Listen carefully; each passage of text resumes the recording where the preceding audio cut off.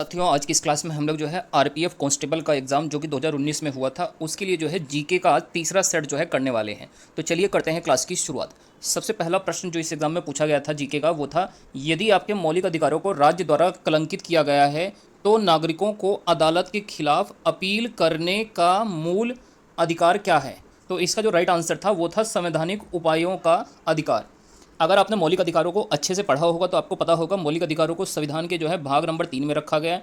अनुच्छेद की बात करते हैं तो 12 से 35 में मौलिक अधिकारों का वर्णन है, और जो संविधान का अनुच्छेद नंबर 32 है उसी में जो है संवैधानिक उपचारों का प्रावधान का रखा गया है, जिसे डॉक्टर भीमराव अम्बेडकर ने संविधान की आत्मा भी कहा था।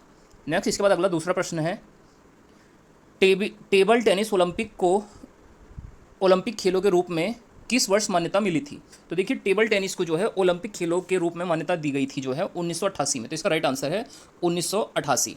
नेक्स्ट, इसके बाद अगला प्रश्न पूछा गया, क्षेत्रफल की दृष्टि से विश्व का 7वां सबसे बड़ा देश कौन सा है। तो देखिए, क्षेत्रफल में सबसे बड़ा विश्व का 7वां देश है भारत। भारत जो है क्षेत्रफल में सबसे बड़ा 7वां देश है।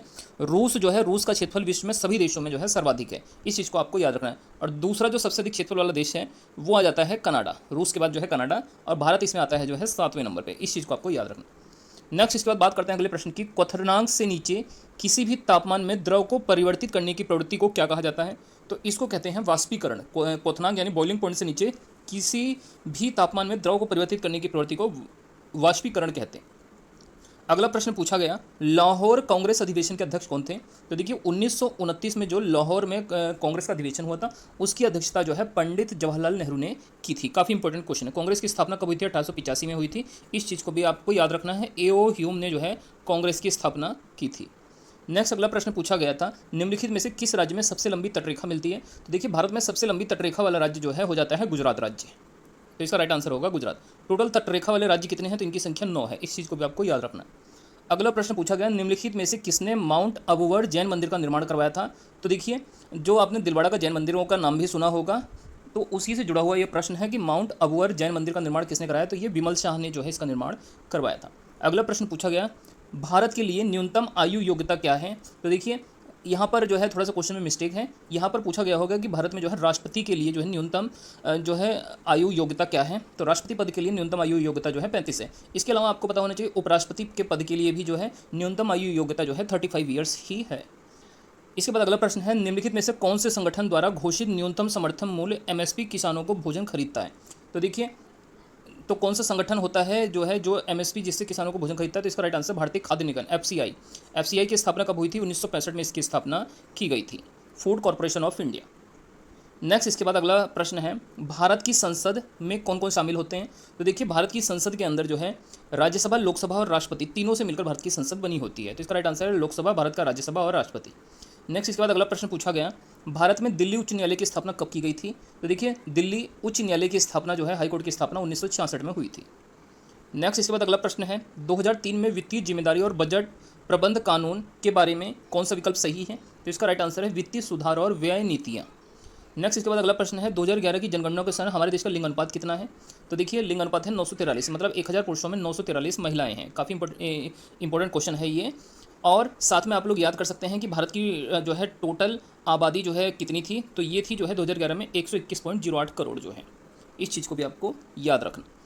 नेक्स्ट, इसके बाद बात करते हैं अगले प्रश्न की, एनवेरिक in the nature and college of the health wealth of nations, इस पुस्तक को किसने लिखा है। तो देखिए, आप सिंपली बस इतना याद रख लीजिए कि वेल्थ ऑफ नेशंस ये पुस्तक किसकी लिखी गई है। तो ये एडम स्मिथ, जिनको अर्थशास्त्र का पिता भी कहा जाता है, इनके द्वारा ये पुस्तक लिखी गई है।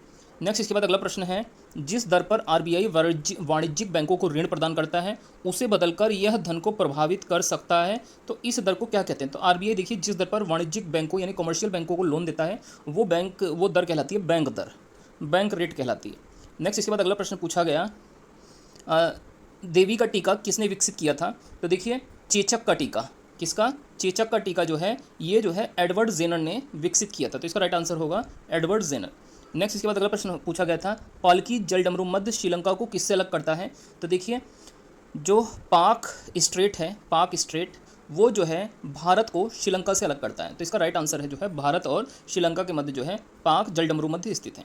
नेक्स्ट, अगला प्रश्न, 1944 में इनमें से गांधीवादी योजना किसने बनाई थी। तो ये श्री नारायण अग्रवाल के द्वारा 1944 में गांधीवादी योजना को बनवाया गया था। नेक्स्ट अगला प्रश्न है 2011 की जनगणना के अनुसार भारत की साक्षरता दर कितनी है? तो ये जो है 74% है। अगला प्रश्न पूछा गया निम्नलिखित में से कौन सा खेल या खेल का प्रकार से जो है लिब्रो शब्द जुड़ा है? तो ये जो है वॉलीबॉल शब्द से जो है वॉलीबॉल के खेल से जो है लिब्रो शब्द जुड़ा है। अगला प्रश्न है प्रोजेक्ट टाइगर को कब शुरू किया गया था? तो ये 1973 में जो है टाइगर को बचाने के लिए जो है शुरू किया गया था प्रोजेक्ट टाइगर।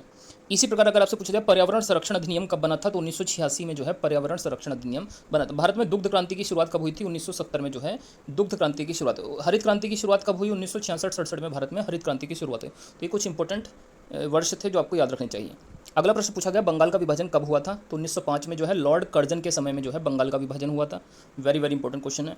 अगला प्रश्न पूछा गया परमाणु संरचना की संरचना पर काम के लिए 1922 में किसे नोबेल पुरस्कार नहीं दिया गया? तो देखिए निल्स बोह को जो है नहीं दिया गया था, बाकी इन सभी को दिया था।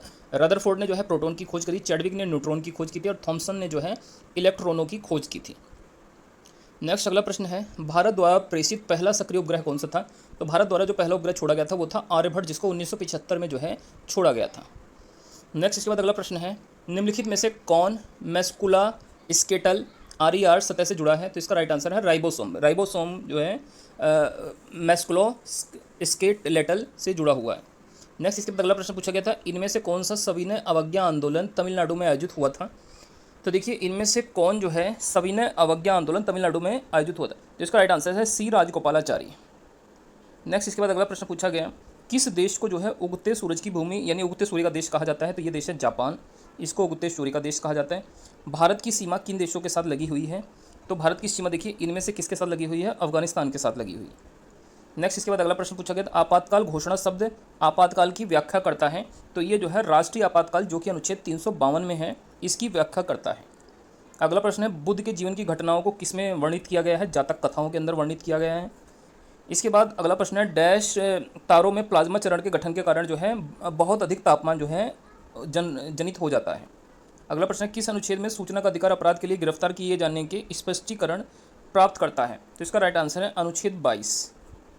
नेक्स्ट अगला प्रश्न पूछा गया उज्बेकिस्तान देश की राजधानी? तो यहाँ की राजधानी ताशकंद है। अगला प्रश्न पूछा गया 2018 में राष्ट्रमंडल खेलों का आधिकारिक शुभंकर क्या था? तो ये था बारबी जो है ये 2018 में राष्ट्रमंडल खेलों का आधिकारिक शुभंकर था। अगला प्रश्न पूछा गया भारत का पहला परमाणु परीक्षण कोड का क्या नाम था? तो इसका नाम था लाफिंग बुद्धा, जो 1984 में किया गया था। अगला प्रश्न पूछा गया 1984 या 1974 में, आप लोग इसको चेक करके कमेंट करके जरूर बताइएगा।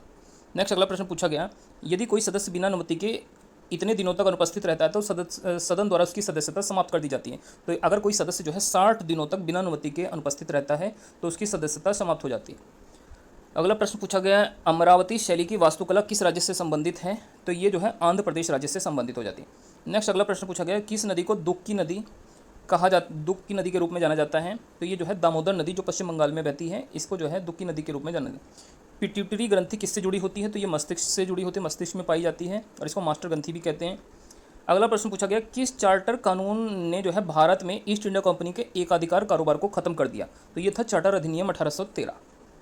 अगला प्रश्न पूछा गया निम्नलिखित में से किस प्रणाली को भारत में अंग्रेजी साहित्य का मैग्ना कार्टा कहा जाता है? तो ये है वुड डिस्पैच को भारत में जो है अंग्रेजी साहित्य का मैग्ना कार्टा कहा जाता है, वुड्स खलीता। नेक्स्ट अगला प्रश्न पूछा गया निम्नलिखित में से कौन भाला फेंक खेल से जुड़ा है? तो आंसर है इसका नीरज चोपड़ा, काफ़ी चर्चित खिलाड़ी हो जाते हैं ये। अगला प्रश्न पूछा गया आपात के समय किस अनुच्छेद को निलंबित नहीं किया जा सकता है? तो अनुच्छेद 20 और 21 आपातकाल के समय भी निलंबित नहीं होते। अगला प्रश्न पूछा गया सजावटी लिखावट के निर्माण की संरचना को क्या कहा जाता है? तो इसको सुलेख कहते हैं, अच्छे लेखन की कला को। मानव आवाज़ मशीन में कितने वाद्य यंत्र हैं? तो आंसर है 2। नेक्स्ट अगला प्रश्न पूछा गया निम्नलिखित में से कौन सा मूल भारतीय खेल है? तो इसका राइट आंसर है खो खो। खो खो जो है मूल भारतीय खेल है, मतलब इसका जन्मदाता देश भारत है। अगला प्रश्न पूछा जब किसी वस्तु को एक निश्चित ऊंचाई से स्वतंत्र रूप से छोड़ा जाता है तो उसकी गतिज ऊर्जा पर क्या प्रभाव पड़ता है? तो आंसर है इसका संभावित ऊर्जा घटती है और गतिज ऊर्जा जो है बढ़ती है। नेक्स्ट अगला प्रश्न पूछा गया एक व्यक्ति को जो संसद का सदस्य नहीं है, किसी भी सदन में संबंधित नहीं है, तो ऐसे व्यक्ति को की अधिकतम अवधि के लिए ही प्रधानमंत्री के रूप में नियुक्त किया जा सकता है। तो ज़्यादा से ज़्यादा उसको 6 महीने तक जो है प्रधानमंत्री के रूप में नियुक्ति मिल सकती है। नेक्स्ट इसके बाद अगला प्रश्न है जिम्नास्टिक के पिता के रूप में किसको जाना जाता है? तो देखिए फ्रेडरिक लुडविग जॉन को जो है जिम्नास्टिक का पिता कहा जाता है। और अंतिम प्रश्न है आज की इस क्लास का सभी प्रतिनिधियों को भारत सरकार द्वारा संयुक्त रूप से चुना या प्रशासित या निर्देशित और निर्देशित किया गया है? तो ये राइट आंसर है इसका संसद। संसद के द्वारा ही जो है सभी प्रतिनिधियों को जो है चुना भी जाता है और निर्देशित भी किया जाता है। तो दोस्तों ये हमारी आज की जो है क्लास थी। आप लोगों की क्लास कैसी लगी कमेंट करके जरूर बताइएगा। वीडियो को अच्छी लगने पर वीडियो को जरूर से लाइक करें। चैनल पर नए हैं तो चैनल को सब्सक्राइब भी करें।